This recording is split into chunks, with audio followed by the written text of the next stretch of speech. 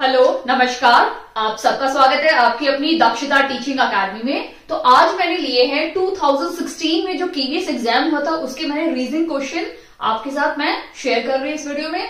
देखिए, जरूर देखिए, क्योंकि काफी बार क्या होता है प्रीवियस ईयर क्वेश्चन में से भी कुछ क्वेश्चन आने के पूरे चांसेस होते हैं, या बेस ही लगा लो, आपको एक बेस मिल जाएगा कि किस टाइप के क्वेश्चन आपके एग्जाम में आने वाले केवीएस एग्जाम में पूछे जा सकते हैं। क्लियर?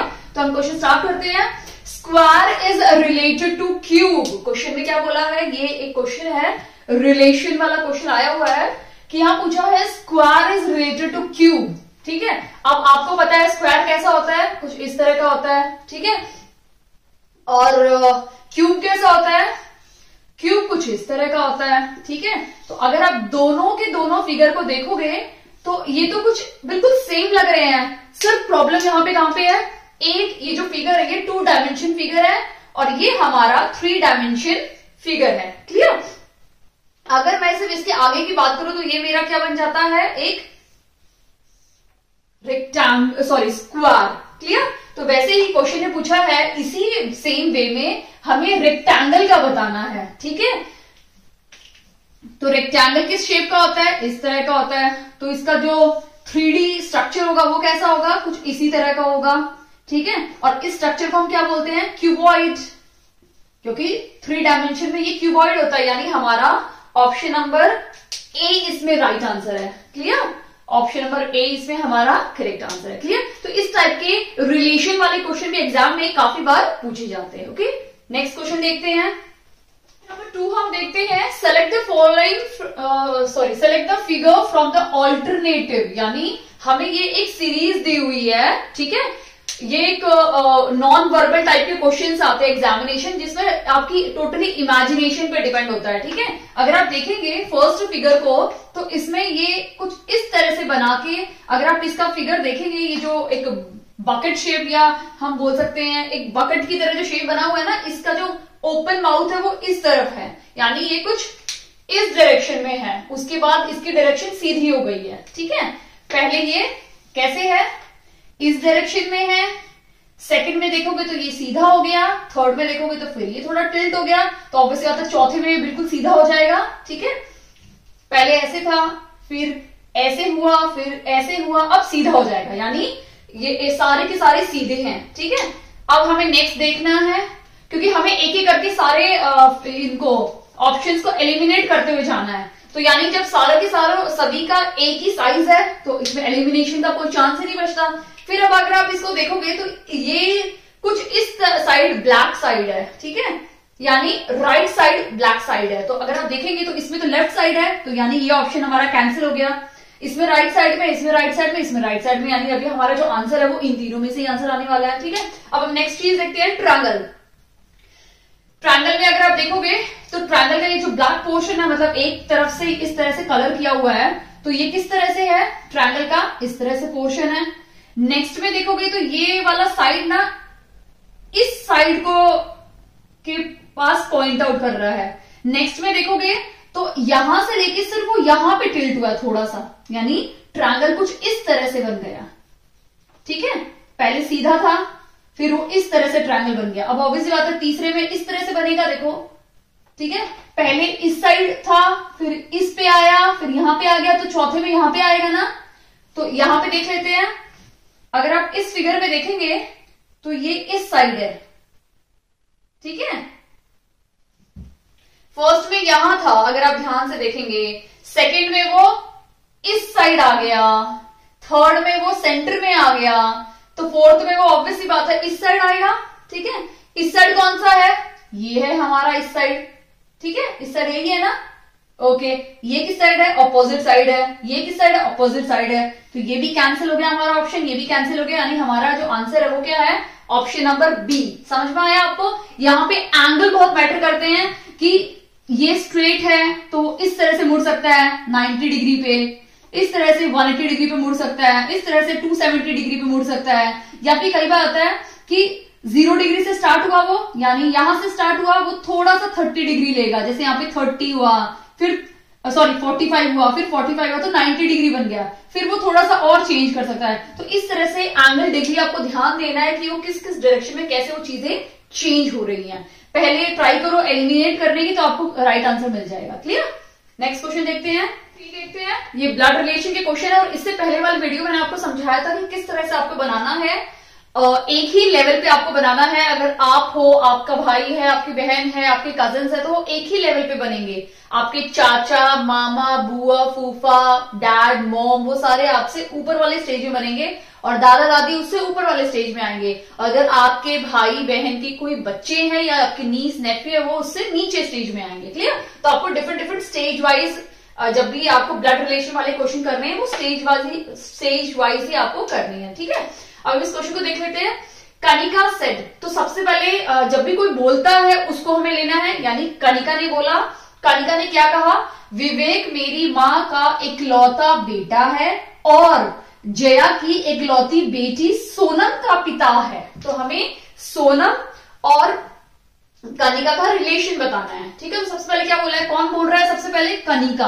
तो हम सबसे पहले क्या करेंगे? कनिका बना देंगे। ठीक है?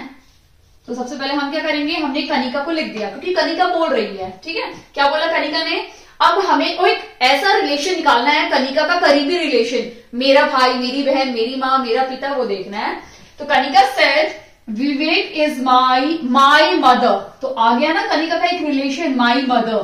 तो हम इस रिलेशन को लेके ही आगे प्लॉटिंग स्टार्ट करेंगे। तो माई मदर यानी कनिका की मम्मी तो ऊपर बनेगी ना कनिका से। ठीक है? तो ये कनिका की मॉम है। ठीक है? यानी माई मदर्स ओनली सन, यानी इसकी माँ का बेटा, एक ही बेटा है, इकलौता बेटा बोला, ओनली सन। तो ऑब्वियसली या तो वो इसका भाई होगा। तो मैं यहां बना देती हूं, इसका कनिका का ब्रदर है। ठीक है? मैं यहां ब्रदर लिख देती हूं, भाई। तो ये कनिका का ब्रदर है। ठीक है? माई मदर्स ओनली सन, यानी इसकी माँ का सिर्फ इकलौता बेटा, एंड और क्या बोला है? And father of Jaya's only daughter, यानी जया की बेटी। तो हम जया की बेटी देख लेते हैं। अगर क्योंकि कोई रिलेशन नहीं है तो अलग से बनाना पड़ेगा। जया की बेटी, जया की बेटी कौन है? Jaya's only daughter Sonal. सोनल लिख दिया। क्लियर? फिर से देख लेते हैं।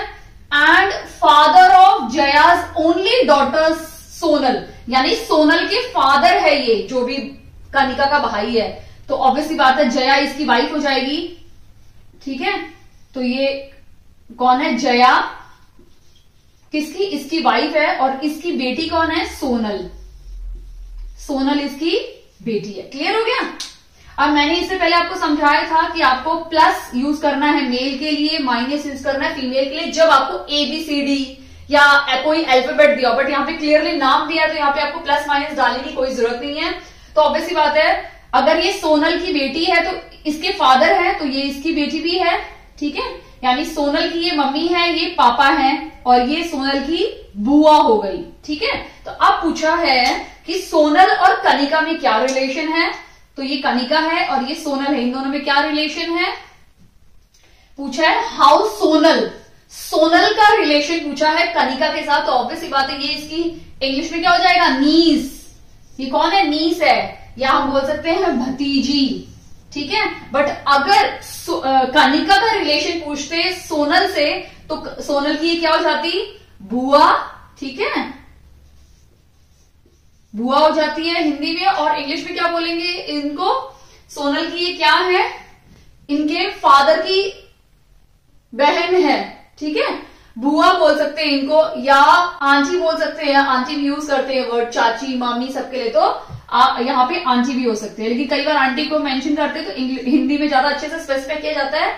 इंग्लिश में आंटी लिखा होगा, हिंदी में क्या लिखा होगा? बुआ। तो क्रॉस लाइक क्रिस क्रॉस करके क्वेश्चन पूछा जा सकता है। कनिका का रिलेशन पूछा जा सकता है सोनल से, या सोनल का रिलेशन कनिका से पूछा जा सकता है। क्लियर? तो आपको ये चीज ध्यान रखनी है कि किसका किससे रिलेशन पूछ रहे हैं। ठीक है?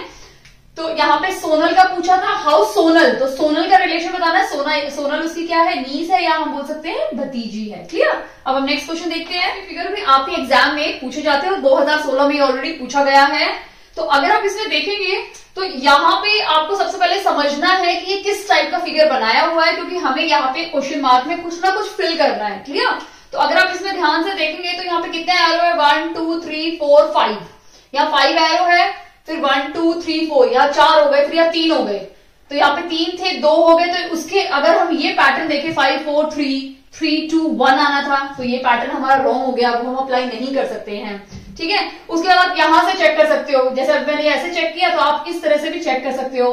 5 3 2 कम हो गए, फिर से 2, यानी 5 और 3 में अब मैंने माइनस किया तो 2 मिल गया। चलो ऐसे भी हो सकता है।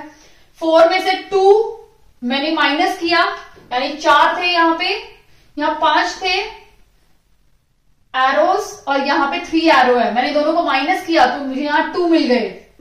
ये कुछ बन रहा है। फिर ये ऊपर की तरफ है, नीचे ये फिर ऊपर की तरफ है, मतलब ऑल्टरनेटिव एरोस भी परफेक्ट है। यहाँ पे 4 एरो है, यहाँ पे 2 एरो है, दोनों को माइनस किया तो 2 मिल गया। ये वर्क कर रहा है। ये नीचे है, ये ऊपर है, ये भी नीचे है, ये भी परफेक्ट है। थर्ड में देख लेते हैं, तो वही सेम रूल हम दोनों का इसमें अप्लाई करते हैं। तो सबसे पहले स्टिक ऊपर है, ठीक है, तो यहाँ पे क्या है 3 है और यहाँ 2 है। 3 में से 2 माइनस करोगे तो यहाँ पे क्या आएगा 1 आएगा। ठीक है, अब 1 में हमें देखना है कि ये ऑप्शन रॉन्ग हो गया क्योंकि यहाँ 2 है, यहाँ पे भी 2 है, तो इन दोनों में से ऑप्शन हो सकता है। अब ये स्टिक ऊपर, ये एरो ऊपर है, ये नीचे है, तो अभी जो एरो आएगा वो कौन सा आएगा, ऊपर वाला एरो आएगा। क्लियर, यानी हमारा इसमें कौन सा ऑप्शन राइट है, ऑप्शन नंबर बी इसमें राइट आंसर है। क्लियर, ये कैंसिल हो गया क्योंकि नीचे की तरफ है। आपसे 1 को अगर आप सोचोगे 1 आंसर आ गया, आप दोनों में से आप कंफ्यूज, तो आपको देखना है कि एरो ऊपर नीचे या ऊपर ही जाएगा, तो ऑप्शन बी इसमें राइट आंसर है। अब हम क्वेश्चन नंबर 5 देखते हैं। इस टाइप के क्वेश्चन भी काफी बार एग्जाम में पूछे जाते हैं। हमने सबने अपने स्कूल टाइम में डिक्शनरी यूज की है, और डिक्शनरी में जब हम कोई भी शब्द ढूंढते थे तो हम क्या करते थे, सबसे पहले अगर मुझे ढूंढना है कैच, तो सबसे पहले मैं सी ढूंढती थी। सी खोला, उसमें ए सी ए के साथ देखती थी, फिर मैं टी देखती थी अगला शब्द, तो टी टी टी, फिर सी एच देखती थी। तो वैसे ही ये हमारे पास यहाँ पे कुछ 5 वर्ड्स हैं, हमें डिक्शनरी के अकॉर्डिंग इनको अरेंज करना है। ठीक है, तो सबसे पहले पहला लेटर सबका पी है, ठीक है, तो सब में ई है। ठीक है, सबका पहला ई है। सेकंड देखोगे तो यहाँ पे ई है, यहाँ ई है, यहाँ ई है, ई है, ई है, फिर से कोई नहीं। R R R R R, कोई नहीं। आर के बाद नेक्स्ट क्या है, ई, यहाँ पे है सी, तो इन दोनों में सबसे पहले कौन सा आएगा, डी आएगा। नेक्स्ट यहाँ पे भी सी है, यहाँ पे एफ है, यहाँ पे सी है, यानी ये वाला और ये वाला लेटर में सबसे बाद में कौन सा आएगा, ई है, एफ है ना, यहाँ पे एफ यहाँ पे है। ठीक है, तो यहाँ पे सी कहां है, 1 2 और 3 में सी है। ठीक है, और एफ और ई है, यानी सबसे लास्ट में डी आएगा, उससे पहले ए आएगा। ठीक है, लास्ट में डी कहां है और ए है, डी और ए यहां है, इसमें नहीं है, ये दोनों कैंसिल हो गए। तो इन दोनों में से हमें आंसर निकालना है। अब जो तीनों सी वाले थे, यानी सी वाले हमारे कौन कौन से हैं, ऑप्शन नंबर बी, ये वाला, ऑप्शन नंबर सी और ऑप्शन नंबर ई। ठीक है, इनमें से देखते हैं। नेक्स्ट ई है, इसके पास भी ई है, यहाँ पे भी ई है, इसके बाद पी है, यहाँ एन है। अगर आप अल्फाबेटिकल ऑर्डर में देखेंगे तो सबसे पहले क्या आता है, एम एन ओ और पी, तो सबसे पहले एन आता है, यानी सबसे पहला लेटर कौन सा है, ये है। उसके बाद पी और पी, अभी पी में भी हमें चेक करना है कि सेकंड नंबर पे कौन सा आएगा, तो नेक्स्ट टी है, ये टी है, यहाँ आई है, यहाँ यू है, तो ऑब्वियसली पहले आई आएगा, यानी ये सेकंड नंबर का है, ये थर्ड नंबर का है। ठीक है, और फोर्थ फिर तो हमने निकाल ही दिया है, ये फोर्थ है, और ये कहां गया, बच गया ई, ये फिफ्थ है। ठीक है, तो यानी कैसे अरेंज होगा, सबसे पहला है ई, ई के बाद नेक्स्ट क्या है, ए बी, तो यहाँ पे बी है, यहाँ पे सी है, तो यानी ऑप्शन नंबर 2 हमारा राइट आंसर है। क्लियर है, अच्छे से समझ में आ गया। तो एग्जाम में आपको, अभी तो मैंने समझाया है, बट एग्जाम में फटाफट चेक करना है और आपको आंसर चुटकी बजाते मिल जाएगा। ओके, नेक्स्ट क्वेश्चन देखते हैं। क्वेश्चन नंबर 6 करते हैं, मैं एक बार रीड भी कर लेती हूँ। 8 एग्जीक्यूटिव्स हैं, A B C D E F G H, ठीक है, और are attending in a meeting around a rectangular table. ठीक है, आप लोग भी जो टीचर हैं उन्होंने देखा होगा, जब भी मीटिंग्स होती है तो इस टाइप का कुछ रेक्टेंगुलर टेबल है, जहां पे ये 8 के 8 एग्जीक्यूटिव क्या अटेंड कर रहे हैं, मीटिंग अटेंड कर रहे हैं। इस टाइप के रेक्टेंगुलर टेबल के अराउंड सब बैठे हुए हैं। ठीक है, तो ये मैंने आपको समझाने के लिए बनाया है। अब हम सबसे पहले इनकी अरेंजमेंट्स देख लेते हैं क्वेश्चन के अकॉर्डिंग। ठीक है, क्वेश्चन में क्या बोला है, सबसे पहला E इज सिटिंग। आपको जब आप ऐसे लिखते हो ना, तो आपको याद रखना है ये आपका राइट साइड है, ये तो है ही राइट साइड, तो आपको यहाँ पे राइट साइड ही कंसीडर करना है। अगर मेरा ये लेफ्ट है तो मैं लेफ्ट साइड ये कंसीडर करूं क्योंकि मैं ऐसे बैठी हूं, ठीक है। अब देखते हैं, E is sitting second to the right of C, यानी E की पोजीशन बताई है। तो E कहां बैठा है? E बैठा है, तो मैं E को यहां बना देती हूं, ठीक है। E इज सिटिंग सेकेंड यानी दूसरे नंबर पे to the right of C। अब अगर मैं C यहां बनाती तो C का राइट साइड ये हो जाएगा, दूसरे नंबर पे बैठा यानी पहला और दूसरा। तो मैं थोड़ा क्या करती हूं इसमें, ये दूसरी पोजीशन है, ये पहली पोजीशन यहां C है, ठीक है। यानी E, क्वेश्चन बोला E इज सिटिंग सेकेंड यानी पहला पोजीशन, दूसरा position, second to the right of C, यानी C के राइट साइड पे दूसरे नंबर पे E बैठा है। क्लियर है ये फर्स्ट वाला, ठीक है। तो ये हमारा क्लियर हो गया। अब हम सेकेंड देखते हैं, C इज सिटिंग, अब C की पोजीशन बता रहे हैं राइट टू A, यानी A अगर मैं यहां बनाऊंगी तो A के लेफ्ट में हो जाएगा C, तो मुझे यहां बनाना पड़ेगा। तो A यहां बैठा है और जिसके राइट साइड में C है, clear. Which is to the right of F, अब ये A की पोजीशन बताई है कि A कहां बैठा है? F के राइट साइड में। तो ऑब्वियसली बात है, अगर मैं F यहां बनाती हूं तो F के राइट साइड में कौन बैठा है? A बैठा है, क्लियर है। यानी हमारे सेकंड पॉइंट भी क्लियर हो गया। अब हम थर्ड देख लेते हैं, A is sitting just opposite to B, यानी A बिल्कुल B के अपोजिट में बैठा है। तो यहां B बैठा होगा बिल्कुल अपोजिट में A के, डन हो गया। D is sitting in between F and H, F और H के बीच में कौन बैठेगा? D बैठेगा, ठीक है। यानी F यहां है, ठीक है। मैं पहले स्ट्रेट लाइन में बना देती हूं फिर उनको अरेंज कर दूंगी, ठीक है। F यहां है, चलो ये कंडीशन हम रख लेते हैं, आगे यूज करेंगे, ठीक है। क्लियर है। अब नेक्स्ट देखते हैं, ये भी हो गया हमारा, ये देखते हैं अभी, नेम नन ऑफ देम, यानी कोई भी कॉर्नर्स पे नहीं बैठा है, ठीक है। तो अब मैं टेबल बना देती हूं क्योंकि टेबल बहुत ज्यादा इंपॉर्टेंट है। तो मैं इस तरह से मैंने टेबल बना दिया, ठीक है। अब बोला है कॉर्नर्स पे कोई नहीं बैठेगा, तो 8 लोग हैं तो ऑब्वियसली बात है, एक यहां बैठेगा, एक यहां बैठेगा और एक यहां बैठेगा, एक यहां बैठेगा, एक यहां बैठेगा, एक यहां बैठेगा, 6 हो गए, 7वां यहां, 8वां यहां। कॉर्नर्स पे कोई नहीं बैठेगा, ये कॉर्नर्स है ना, इन पे कोई भी नहीं बैठेगा। तो ये है हमारी सिटिंग अरेंजमेंट, ठीक है। अब हम नेक्स्ट देख लेते हैं, ये भी हो गया हमारा, equal number of executive are sitting on opposite side of the table. Sorry मैंने ये वाला स्टेप यही इंक्लूड कर दिया, यानी अगर यहां 3 जने बैठे हैं तो यहां पे भी 3 जने बैठेंगे, अगर यहाँ 4 जने बैठेंगे तो यहां पे भी 4 जने बैठेंगे, ठीक है। तो आप ऐसा कोई मेंशन नहीं किया तो यहाँ पे 4 भी ले सकते हो, यहाँ पे 4 ले सकते हो, यहाँ पे 3 ले सकते हो, यहाँ पे 3 ले सकते हो, ठीक है। क्लियर है। लास्ट वन देख लेते हैं, 3 executive are sitting on one side of the table. Question ने बोला है कि 3 ही एग्जीक्यूटिव एक साइड टेबल के एक साइड में बैठेंगे, तो 3 हो गया, तो ऑब्वियसली बात है एक बच गया तो यहां बैठ जाएंगे, ठीक है। वो मैंने तीनों को मर्ज करके एक में ही बना दिया। अब हमें इनको इनकी पोजीशंस बतानी है, ठीक है। पोजीशंस कैसे बताएंगे? सबसे पहले क्या बोला है, F और D के बीच में, सॉरी F और H के बीच में, F और H के बीच में कौन होगा? D होगा, ठीक है। तो ये हमारी सिटिंग अरेंजमेंट बन गई है, ठीक है।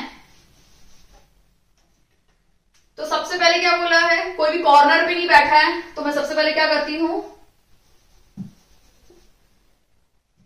अब ये 3 एक साथ होंगे तो मैं इन तीनों को एक साथ यहां बैठा देती हूं, ठीक है। तो यहां भाई E बैठ गया, इरेज करो, यहां E आ गया है, ठीक है। यहां बीच वाला मुझे नहीं पता कौन है तो मैं उसको खाली रखती हूं। यहां C आ गया, C आ गया, ठीक है। ये 3 हो गए हैं, इरेज कर देती हूं मैं। अब A बोला है तो A यहां बैठ गया, है तो राइट साइड में ही ना, A को मैंने यहां बिठा दिया, ठीक है। अब A के बिल्कुल ऑपोजिट B आएगा, तो हमारा B कहां बैठ जाएगा? B हमारा बैठ जाएगा यहां पे, ठीक है। ये B हो गया, ये A की पोजीशन हो गई, क्लियर है। अब बोला है F और H के बीच में D बैठेगा, तो यहां पे हमारा F बन गया, यहां पे हमारा D बन गया, यहां पे हमारा H बन गया। क्लियर है सारी सिटिंग अरेंजमेंट, ठीक है। क्लियर होगी सारी सिटिंग अरेंजमेंट? बड़े में जरा बना देती क्योंकि हमें कुछ क्वेश्चंस के आंसर देने यहाँ पे। तो ये यहाँ पे ए आ गया, यहाँ बी आ गया, यहाँ एफ आ गया, डी आ गया, एच आ गया, ठीक है।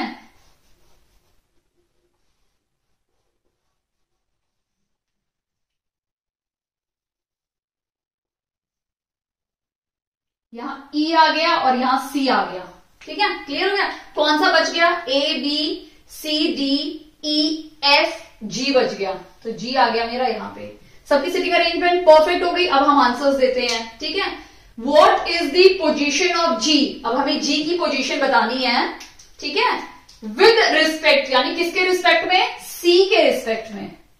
तो सी के किस साइड में जी बैठा है वो बताना है।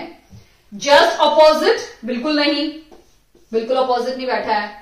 फिर इमीडिएटली राइट? सी के इमीडिएटली राइट साइड में बैठा है ना जी, तो हमारा ऑप्शन नंबर बी इसमें राइट आंसर है। क्लियर? क्योंकि इसके इमीडिएटली लेफ्ट में तो ए है और सेकेंड टू द राइट में ई है, तो ये दोनों क्या हो जाएंगे? रॉन्ग हो जाएंगे। यानी हमारा जो राइट आंसर है वो क्या है? इमीडिएटली राइट इसका राइट आंसर है। क्लियर? राइट साइड में। आई होप आपको अच्छे से समझ में आ गया है। अब हम इसी के सेकंड क्वेश्चन और करते हैं, ठीक है। इसी का सेकंड पार्ट देख लेते हैं। हु इज सिटिंग इमीडिएटली है ये, who is sitting immediate right to D, यानी डी के इमीडिएटली राइट साइड में कौन बैठा है? अब डी टेबल पे इस तरह से तो बैठा नहीं है, कैसे बैठा है? इस तरह से बैठा है। तो डी के इमीडिएटली राइट, मतलब इसका राइट साइड ये है ना, तो इसके इमीडिएटली राइट साइड में, इस साइड में कौन बैठा है? एफ। क्लियर? ये इसका राइट साइड है और ये इसका लेफ्ट साइड है, तो इमीडिएटली राइट में कौन बैठा है? एफ, यानी ऑप्शन नंबर डी इसमें राइट आंसर है। क्लियर? नेक्स्ट क्वेश्चन पूछा है, who is sitting in between C and E, यानी सी और ई के बीच में कौन बैठा है? बहुत क्लियर है, एंड ऑब्वियस आंसर है जी। ई, सी और ई के बीच में जी बैठा है, यानी ऑप्शन नंबर सी इसमें राइट आंसर है। क्लियर? तो इस टाइप के अगर एग्जाम में क्वेश्चन पूछे जाते, क्योंकि ये 2016 में ऑलरेडी एग्जाम में पूछा गया है, तो आपको अगर आपका ये चीज अच्छे से बन गई है, उसके बाद आपको आंसर देने में बिल्कुल भी तकलीफ नहीं होगी, आप झट झट आंसर दे पाओगे। क्लियर? नेक्स्ट क्वेश्चन देखते हैं। नंबर 7 हम देखते हैं। ये एक मिरर इमेज है, आपसे वाटर इमेज भी एग्जाम में पूछी जा सकती है, तो आपको चीज ध्यान देनी है। अगर इसकी वाटर इमेज पूछते तो आपको नीचे की तरफ देख के बनाना था, और कुछ और मिरर इमेज पूछेंगे तो आपको लेफ्ट एंड राइट में बनाना है। वाटर इमेज के लिए टॉप एंड बॉटम, यानी ऊपर एंड नीचे की इमेज बिल्कुल सेम होनी चाहिए। तो मिरर इमेज के लिए हम कैसे करेंगे?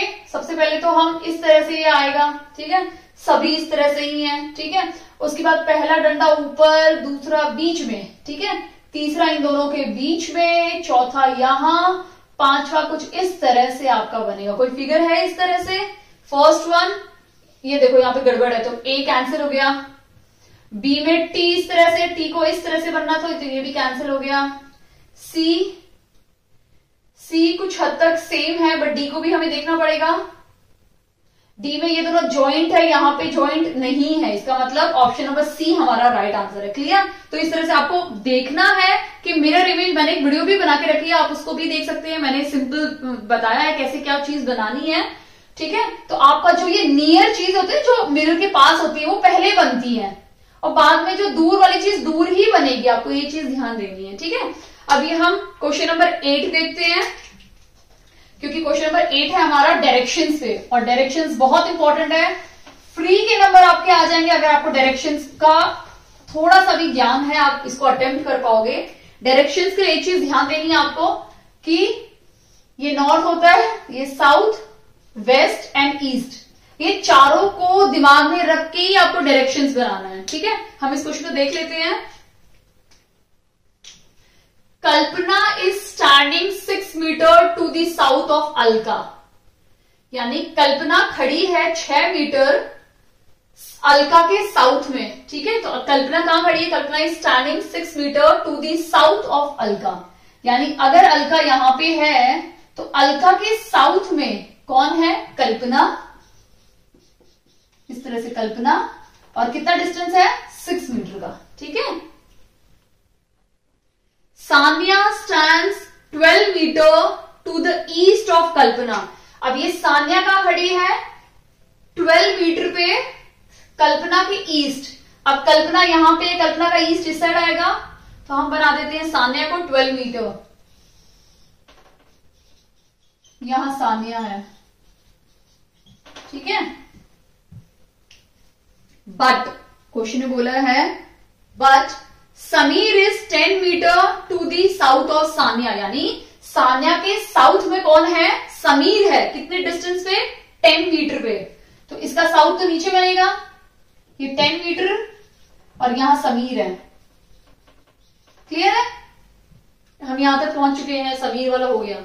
अब Sameer is 12 metre to the east of Ila, यानी समीर कहां पे है, ईला के ईस्ट में है। तो ईला को हम यहां बनाएंगे तो समीर ईस्ट में आएगा, बट अगर ईला को हम यहां बनाते हैं तो समीर वेस्ट में आ जाएगा। तो ईला यहां बनेगी, डिस्टेंस कितना है, 12 मीटर का। तो ये भी ऊपर वाला भी 12 मीटर था, तो एग्जैक्टली ईला कल्पना के नीचे बनेगी, ये भी 12 मीटर है, ठीक है। दोनों बिल्कुल सेम है, यानी बिल्कुल ये कल्पना के नीचे बनेगी। 10 मीटर का डिस्टेंस यहां पे भी होगा। क्लियर।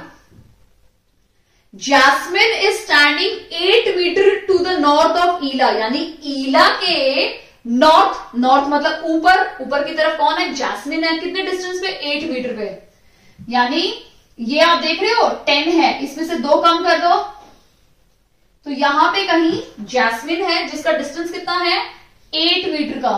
आपको ये डिस्टेंस बहुत ध्यान में रख के बनाना है, कई बार हम डिस्टेंस की वजह से भी गड़बड़ कर जाते हैं। तो यहां पे कौन है, हमारी जैस्मिन। अगर मैं इसको भी ऊपर ले जाती, कहीं कहीं बना देती, तो अगर ये ध्यान में नहीं रखूंगी तो हमें बहुत डिफिकल्टी होगी डिस्टेंस निकालने में। डायरेक्शंस तो फिर भी निकल जाएंगे, डिस्टेंस में गड़बड़ हो जाएगी, ठीक है। इफ कल्पना वॉकड 4 मीटर, अगर कल्पना 4 मीटर वॉक करती है टुवर्ड्स हर साउथ, अगर अभी कल्पना नीचे, साउथ तो नीचे होगा, अगर साउथ में 4 मीटर वॉक करती है साउथ की तरफ, ठीक है, तो ये अगर 4 मीटर वॉक कर रही है तो 2 मीटर तो ये हो गया, ये जैस्मिन के पास पहुंच गई, और फिर 2 मीटर ये जैस्मिन से आगे भी पहुंच गई है। क्लियर। तो कल्पना अभी कहां पे है, यहां पे है, ठीक है। यानी ये कितना हो गया, 4 मीटर, यानी वो जैस्मिन से भी 2 मीटर आगे चली गई है। क्लियर ये चीज। क्वेश्चन ने पूछा है how far is she standing from Ila, यानी वो ईला से कितनी दूर खड़ी है, ठीक है। अब आपको अच्छे से पता है, ये मैंने थोड़ा दूर बनाया, इसका मतलब ये नहीं कि कल्पना यहां दूर जाके वॉक कर रही है, वो वॉक तो इसी में कर रही है, इसी लाइन में वॉक कर रही है। क्लियर। आप ये बिल्कुल भी कंफ्यूज मत होना, ये मैंने सिर्फ आपको समझाने के लिए थोड़ा दूर बनाया, अदरवाइज इसी लाइन में कल्पना वॉक किया है, कल्पना यहां खड़ी है, जो ये वाला है ना, यहीं पे कल्पना है मेरी।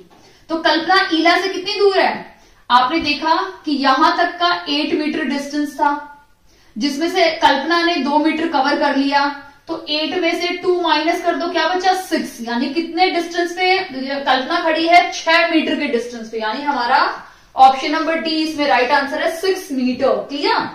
समझ में आया आपको। अगर फिर भी स्टिल डाउट है तो प्लीज मुझे कमेंट सेक्शन में कमेंट करके जरूर बताइए, मैं क्लियर करूंगी कि ये तो पूरा 10 मीटर का डिस्टेंस था इस साइड का, ठीक है। कल्पना कहां खड़ी थी, यहां पे है, ठीक है। कल्पना ने क्या किया, जैस्मिन, कल्पना यहां पे है, ठीक है, जैस्मिन यहां पे है, ईला यहां पे है, ये पूरा 8 मीटर का डिस्टेंस है। कल्पना ने 4 मीटर कवर किया, यानी 2 मीटर ये और 2 मीटर ये यहां पे आ गई, ठीक है। तो वैसे भी आप देख लीजिए, अगर ये पूरा 10 है, जिसमें से कल्पना ने 4 मीटर चला, तो कितना मिल गया, 6 मीटर। तो आप चाहे ऐसे निकालिए, चाहे ऐसे निकालिए, आपका आंसर 6 मीटर ही आना है। क्लियर। आई होप आपको अच्छे से समझ में आ गया है। अगर आपको वीडियो अच्छी लगी और हेल्पफुल लगी हो आपके सीटेट की प्रिपरेशन में, तो प्लीज इस वीडियो को लाइक कीजिए। चैनल पे नए हैं तो प्लीज चैनल को सब्सक्राइब कीजिए और अपने फ्रेंड्स के साथ जरूर शेयर कीजिए जो इस एग्जाम की तैयारी कर रहे हैं। ओके। एंड ये मैंने 2016 के क्वेश्चंस लिए थे रीजनिंग के। सेकंड पार्ट में कुछ और क्वेश्चंस लेके आऊंगी 2016 के, ठीक है। और वीडियो को जरूर शेयर कीजिए अपने फ्रेंड्स के साथ। Thank you.